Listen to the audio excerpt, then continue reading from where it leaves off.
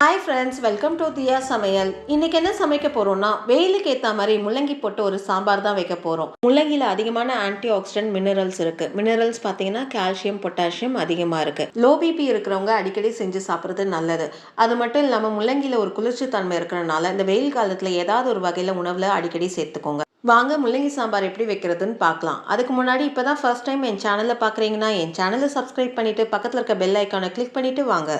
சாம்பாருக்கு 150 கிராம் தோரம் பருப்பை நல்லா கழுவி குக்கரில் சேர்த்து 3 விசில் விட்டு வேக வச்சு எடுத்துருக்கேன். இதை ஒரு ஓரமாக வச்சுக்கிறேன். முழு நெல்லிக்காய் சைஸ்க்கு புளியை எடுத்து கொஞ்சம் தண்ணி விட்டு நல்லா ஊற வச்சுக்கோங்க. 150 கிராம் தோரம் பருப்பு போட்டு சாம்பார் செய்ய போகிறேன். அதுக்கேற்ற மாதிரி 3 முள்ளங்கி எடுத்துக்கோங்க. முள்ளங்கியோடைய தோலெல்லாம் எடுத்துட்டு முள்ளங்கியை நல்லா கழுவி எடுத்துட்டு ரவுண்ட் ஷேப்பாக கட் பண்ணி எடுத்துக்கோங்க. சாம்பாருக்கு எப்பயுமே முள்ளங்கியை கொஞ்சம் பெருசாக கட் பண்ணி போட்டுக்கோங்க. அப்போ தான் அது வெந்தும் இருக்கும், அதே சமயத்தில் முழுசாகவும் இருக்கும். ரவுண்டாக கட் பண்ணி ஒரு பிளேட்டில் எடுத்து வச்சுக்கோங்க. 2 மீடியம் சைஸ் வெங்காயம் தோலை உரிச்சிட்டு கொஞ்சம் ரஃபாகவே கட் பண்ணி எடுத்துக்கோங்க. 2 வெங்காயத்தை கட் பண்ணி எடுத்தாச்சு. இப்போ 2 மீடியம் சைஸ் தக்காளியை கட் பண்ணி எடுத்துக்கோங்க.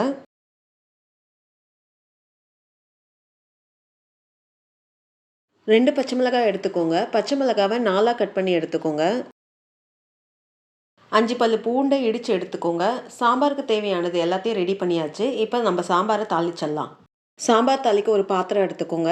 பாத்திரம் நல்லா சூடான பிறகு 1 ஸ்பூன் எண்ணெய் ஊற்றிக்கோங்க. எண்ணெய் நல்லா சூடான பிறகு வெங்காயம், பச்சை மிளகாய், பூண்டு 3த்தையும் சேர்த்து நல்லா வதக்கிக்கோங்க. வெங்காயம் பூண்டு வதங்கி லைட்டாக அதோடைய கலர் சேஞ்ச் ஆகும். அந்த அளவுக்கு நல்லா வதக்கி விட்டுக்கோங்க. வெங்காயம் நல்லா வதங்கி வந்துடுச்சு. இப்போ நம்ம கட் பண்ணி வச்சிருக்க முள்ளங்கியை சேர்த்துக்கோங்க. நம்ம கட் பண்ணி வச்சிருக்க தக்காளியை முள்ளங்கியோடய சேர்த்துக்கோங்க. தக்காளியும் முள்ளங்கியும் சேர்த்து 2 நிமிஷம் கொஞ்சம் விட்டு நல்லா கிளறி விட்டுக்கிட்டே இருங்க. 2 நிமிஷம் இந்த மாதிரி கிளறி விடுறதுனால முள்ளங்கியில் இருக்க தண்ணியெல்லாம் நல்லா ட்ரை ஆகி முள்ளங்கி நல்லா வதங்கி வரும். அது கூட தக்காளியும் நல்லா வதங்கி வந்துடும். 2 நிமிஷம் எல்லாம் ஒன்று சேர நல்லா வதக்கி விட்டாச்சு. இப்போ இதில் ட்ரை மசாலாவை சேர்த்துக்கலாம். 1/4 ஸ்பூன் மஞ்சப்பொடி சேர்த்துக்கோங்க. 2 டேபிள் ஸ்பூன் சாம்பார் பொடி சேர்த்துக்கோங்க. நல்லா கோபுரம் மாதிரி எடுத்து சேர்த்துக்கோங்க. சாம்பாருக்கு தேவையான அளவு உப்பு சேர்த்துக்கோங்க. எல்லாம் சேர்த்து நல்லா பெரட்டி விடுங்க. 1 நிமிஷம் அந்த காயோட எல்லாம் ஒன்று சேர பெரட்டி விட்டுக்கணும். ட்ரை மசாலா சேர்த்து அந்த காயோட நல்லா பெரட்டி விட்டாச்சு. இப்போது காய் வேகிறதுக்கு தேவையான தண்ணியை சேர்த்து நல்லா கிளறி விட்டு ஒரு மூடி போட்டு ஒரு 10 நிமிஷம் மீடியம் ஃப்ளேமில் இதை நல்லா வேக விடுங்க. அப்பப்போ கிளறி விட்டுக்கோங்க. 10 நிமிஷம் மீடியம் ஃப்ளேமில் காயை நல்லா வேக விட்டாச்சு. இப்போ மூடியை திறந்து ஒரு கலரி விட்டு காய் வெந்திருக்கான்னு பாருங்கள். காய் நல்லா வெந்து வந்திருக்கு. இப்போ இதில் நம்ம வேக வச்ச பருப்பை சேர்த்துக்கோங்க.